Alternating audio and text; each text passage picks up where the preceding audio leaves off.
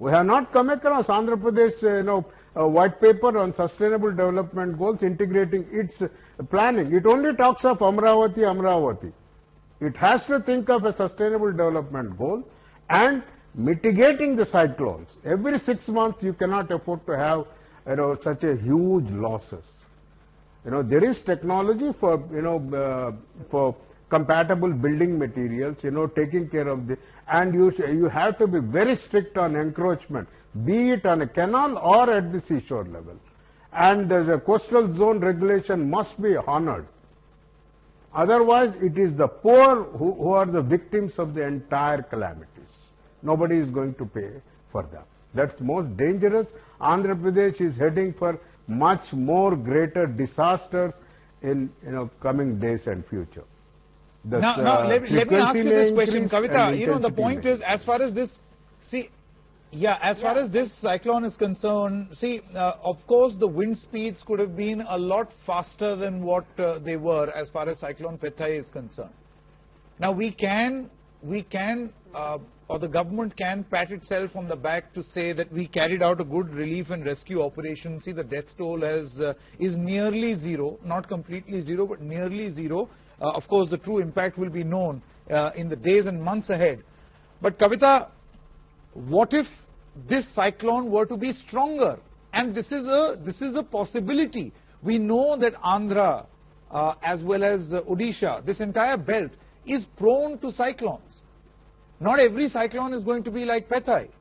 Yeah. We thought the cyclone Titli did not spread that much amount of devastation, but it actually did. Yeah. So, Sanket, very good question, because I'd like to share with all the viewers that this cyclone is a category 1. So, as you just mentioned, it could have been worse.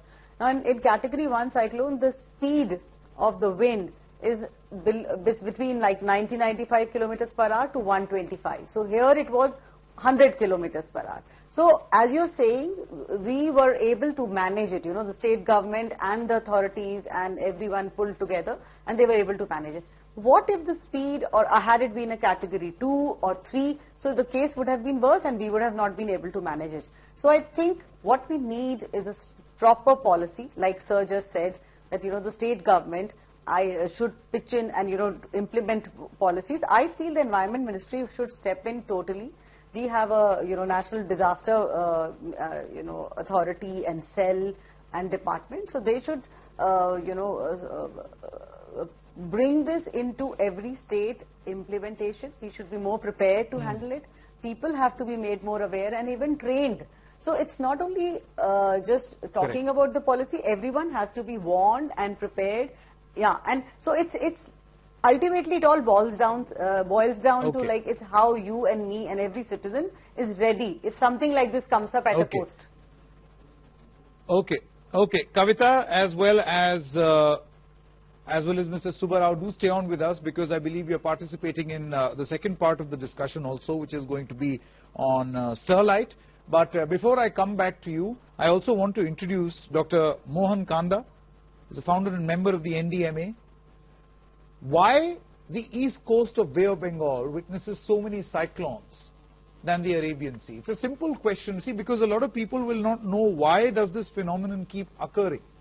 I mean, we'll get to preparation later, but explain the phenomenon, sir.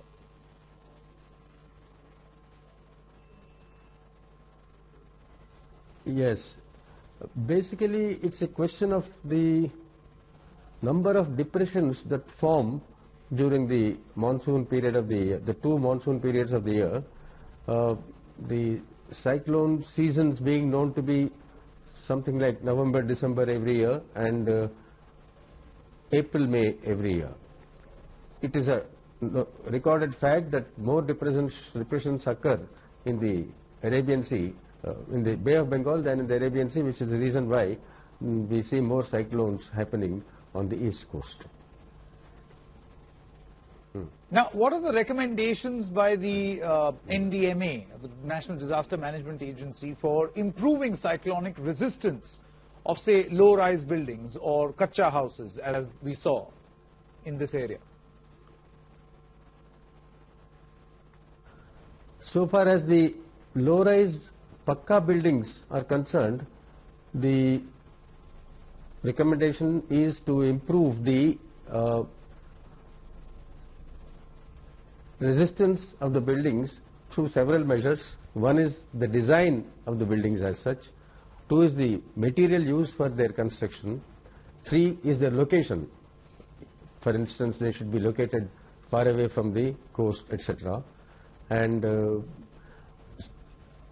for kacha buildings or huts, etc., or hutmen, there are really no recommendations that can be made, except that they should be located as far as away from the coastline as possible, and then that the people living in them should be evacuated well in advance after the warning is received.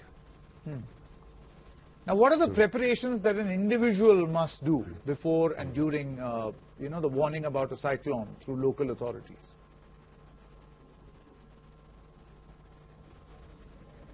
For several years now, through the awareness campaign launched by the NDMA, has been in force, which through the medium of the local language in every state and at the appropriate season when cyclones are expected, gives detailed advice to individuals and families about how to prepare.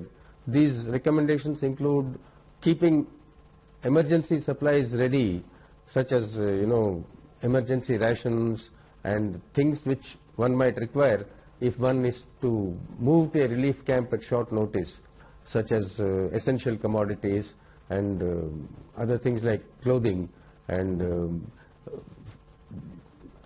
food for babies, etc. And also knowing who the person is whose instructions have to be followed at the time of evacuation and moving to a